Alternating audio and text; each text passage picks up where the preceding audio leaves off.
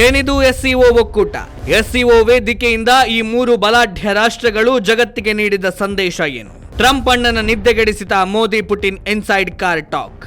SCO summit ನಲ್ಲಿ ಪಾಕಿಸ್ತಾನಕ್ಕೆ ಆದ ಮುಖಭಂಗವೇನು? RIC ಒಕ್ಕೂಟ ಮತ್ತೆ ಮುನ್ನೆಲೆಗೆ ಬರುತ್ತಾ? ರಷ್ಯಾ, ಭಾರತ, ಚೀನಾದ ನಡುವಿನ ಸಂಬಂಧ ಇನ್ನಷ್ಟು ಗಟ್ಟಿಯಾಗುತ್ತಾ? ಭಾರತ ಮತ್ತೆ ಚೀನಾದ ಸಖ್ಯ ಮಾಡಲು ಚೀನಾ ಅಧ್ಯಕ್ಷರ ಆ ಒಂದು ಪತ್ರ ಕಾರಣವೇ? ಸ್ನೇಹಿತರೆ, 3 ವಾರಗಳ ಹಿಂದೆ ನಮ್ಮ ರತಂ ಕನ್ನಡದಲ್ಲಿ ಟ್ರಂಪ್ ಅಣ್ಣನಿಗೆ ಸೆಡ್ಡು ಹೊಡೆಯಲು ಆ 3 ರಾಷ್ಟ್ರಗಳು ಒಂದಾಗುತ್ತಾ ಎನ್ನುವಂತಹ ವಿಚಾರದ ಬಗ್ಗೆ ನಾವೊಂದು ವಿಡಿಯೋ ಮಾಡಿದ್ದೆವು. ಇವತ್ತು ನಾವದರ ಮುಂದುವರಿದ ಭಾಗವನ್ನ ಮಾಡ್ತಾ ಇದ್ದೇವೆ. ಈ ವಿಡಿಯೋವನ್ನ ಕೊನೆಯ ತನಕ ನೋಡಿ.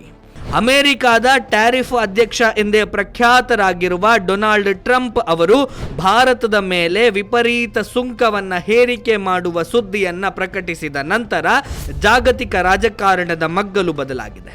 ಟ್ರಂಪ್ ಅಣ್ಣನ ಟ್ಯಾರಿಫ್ ಬೆದರಿಕೆಗೆ ಡೋಂಟ್ ಕೇರ್ ಅಂದ ಭಾರತದ ಪ್ರಧಾನಿ ನರೇಂದ್ರ ಮೋದಿ ಅವರನ್ನ ಈಗ ಜಗತ್ತು ನಿಬ್ಬೆರಗಾಗಿ ನೋಡ್ತಾ ಇದೆ. ಇದಕ್ಕೆ ನಿನ್ನೆ ಚೀನಾದ ಟಿಯಾನ್ಜಿನ್ನಲ್ಲಿ ನಡೆದ ಎಸ್ಸಿಒ ಶಾಂಘೈ ಸಹಕಾರ ಒಕ್ಕೂಟದ ಸಮ್ಮೇಳನದ ವೇದಿಕೆಯೇ ಸಾಕ್ಷಿ.